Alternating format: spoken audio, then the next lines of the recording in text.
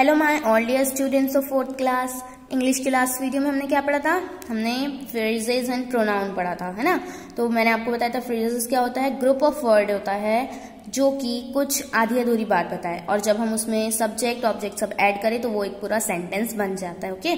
और प्रोनाउन हमने पढ़ा था, तो प्रोनाउन क्या होते हैं? ऐसे वर्ड्स जो कि नाउन की जगह पे यूज होते हैं। ओके।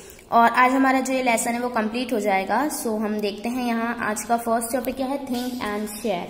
थिंक एंड शेयर में क्या दिया है? Suppose a friend of yours who lives in a different city और country will be visiting you next week. आपको ये सोचना है कि आपका कोई फ्रेंड है जो कि किसी और सिटी में या किसी और कंट्री में रहता है और वो नेक्स्ट वीक आपके यहाँ आने वाला है।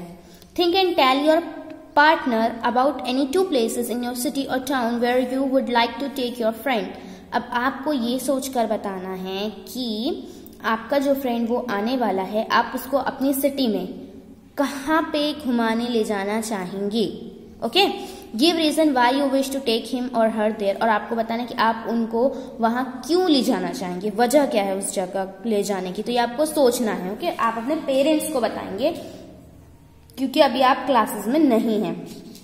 Think and right describing places. देखो अब ये जो आपको करना है उसके लिए यहाँ आपको हिंट दिया है। क्या दिया है कि हम प्लेसेस को डिस्क्राइब कैसे कर सकते हैं। You must have visited many places in your town और सिटी। देखो हम बालाघाट में रहते हैं। Okay.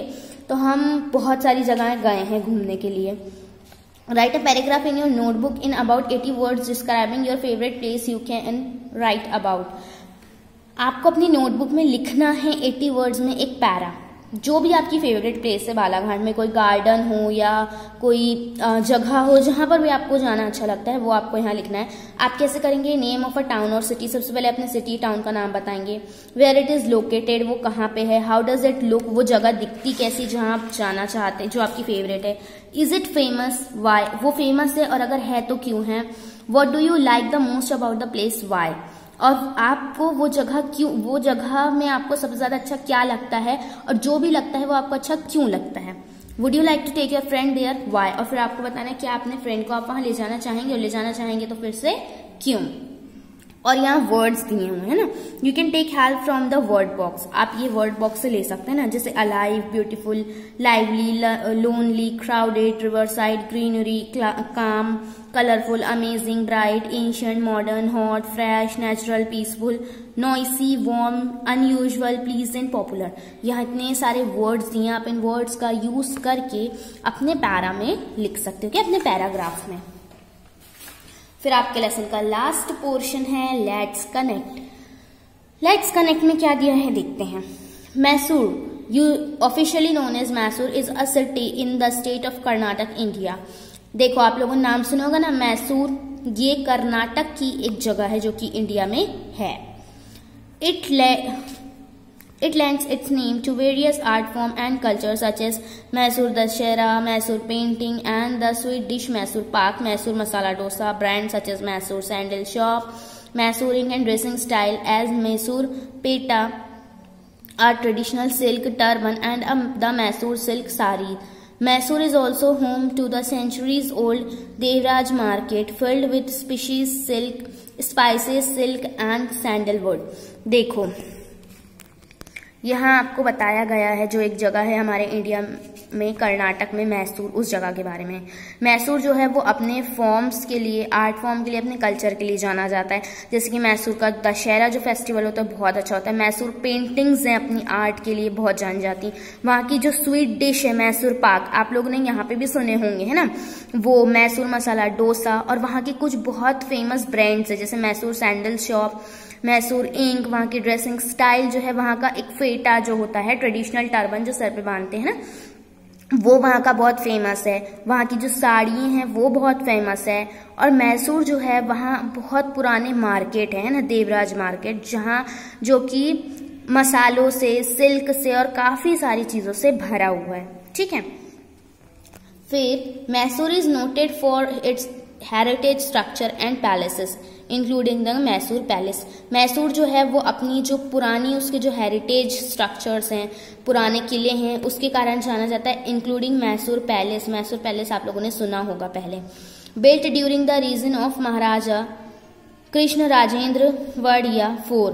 The Mysore palace was designed by architect Henry Irwin and construction started in 1897। देखो जो यहाँ का मैसूर पैलेस है वो कब बना था, 1897 में उसका कंस्ट्रक्शन स्टार्ट हुआ था, और वो स्टार्ट करने वाले जो आर्किटेक्चर थे वो थे हेनरी एरविंग, और इन्होंने इसको डिजाइन किया था। और ये किन के राज्य में बना था, किन का राज था उस समय वहां पे, Maharaja Krishna Rajendra Wadiyar IV। Okay, it took 15 years to complete this marvel, और ये बनने में 15 years 15 साल लगे थे। The Mysore Palace is visited by more than 60 lakh visitors every year, making it the second most visited monument in India after the Taj Mahal.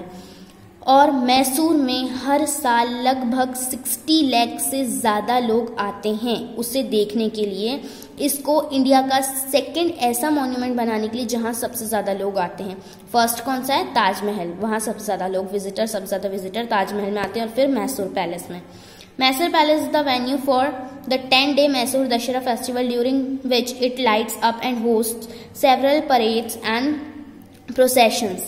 देखो Mysore palace जो है वो ना, जो मैसूर में जो दशहरा फेस्टिवल सेलिब्रेट होता है 10 डेज के लिए, वो कहाँ होता है, मैसूर पैलेस में होता है। ओके, तो उस समय उसको पूरा लाइटों से सजाया जाता है, और वहाँ बहुत सारी परेड्स और बहुत सारे फंक्शंस वहाँ होते हैं।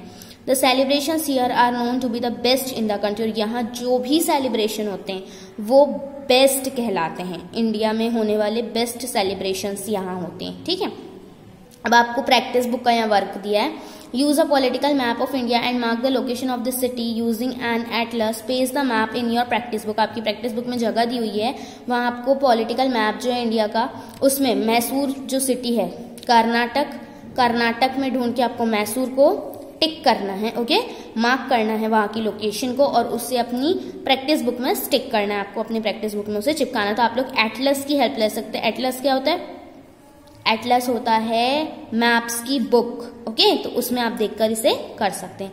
फिर आपके बुक का लास्ट पोर्शन है जो आप देखेंगे पेज टर्न करके, वी केयर में क्या दिया है, India is declared as Indore is declared as India's cleanest city for the 3rd year in a row, 2016 to 19, in the cleanliness survey conducted by the government. We can also try to make our town city as clean and beautiful as Indore. Discuss how can you contribute to this.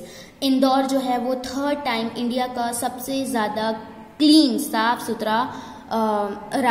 साफ सुथरी city मानी गई है ना। तो cleanliness सर्वे जो होता है उसमें गवर्नमेंट द्वारा उसे 3rd टाइम क्लीनेस्ट सिटी बोला गया है। तो आपको ये बताना है कि हम कैसे अपने सिटी को, अपने टाउन को इंदौर के जैसे ही ब्यूटीफुल और क्लीन बना सकते हैं। हम क्या करेंगे तो ऐसा होगा, हमें कैसे हेल्प करना चाहिए, क्योंकि हमारे सिटी, हमारे टाउन की बात हो रही तो हमें डेफिनेटली हेल्प करना चाहिए, है ना, वर्कर्स की, गवर्नमेंट की, कि हम अपने यहाँ साफ सफाई रखें। क्योंकि आपके घर में अगर गंदगी होगी तो आप उसको साफ करेंगे। तो जैसे हम जिस शहर में रह रहे हैं वो भी तो हमारा घर है, उस शहर के अंदर ही तो हमारा घर है, तो उसे भी क्लीन रखना हमारी ड्यूटी है। तो इसलिए आप लोग इसमें कैसे कंट्रीब्यूट कर सकते हैं वो आप बताएंगे। जैसे एक एग्जाम्पल मैं आपको बता रही हूँ, जैसे हम कहीं घूमने जाते हैं तो वहां पे हम बहुत सारे खाने के सामान लेकर जाते हैं ना, chips, Kurkure and biscuits, packet, सब बहुत सारा ले जाते हैं। तो हमें सबसे पहले क्या करना चाहिए, लोग क्या करते हैं, खाते हैं और उसे वहीं फेंक देते हैं, और ये नहीं करना चाहिए, क्योंकि इसके कारण तो हमारी कंट्री, फिर हमारा जो शहर है वो गंदा हो रहा है। वहाँ डस्टबिन्स होते हैं, आप जो यूज कर रहे हैं, जो भी रेफर निकल रहे हैं उसके, जो भी पैकेट्स बच रहे हैं उसको आप डस्टबिन में फेंकिए, इधर उधर नहीं। ओके, सो ऐसा करके भी आप थोड़ी सी हेल्प कर सकते हैं, है ना। तो इसी तरीके से आपको और आइडियाज बताना है कि आप कैसे अपनी सिटी को, अपने टाउन को क्लीन करने में गवर्नमेंट की हेल्प कर सकते हैं। ओके, सो यहाँ हमारा लेसन कंप्लीट होता है। जो प्रैक्टिस बुक है उसको आप लोग कंप्लीट करेंगे, और नेक्स्ट चैप्टर जो है हमारा Malala Yousafzai speech at the United Nation, chapter number 8, ये हम स्टार्ट करेंगे हमारे नेक्स्ट वीडियो से। Okay, so bye all of you and take care, और सब अपना वर्क कंप्लीट करके मुझे सेंड करेंगे।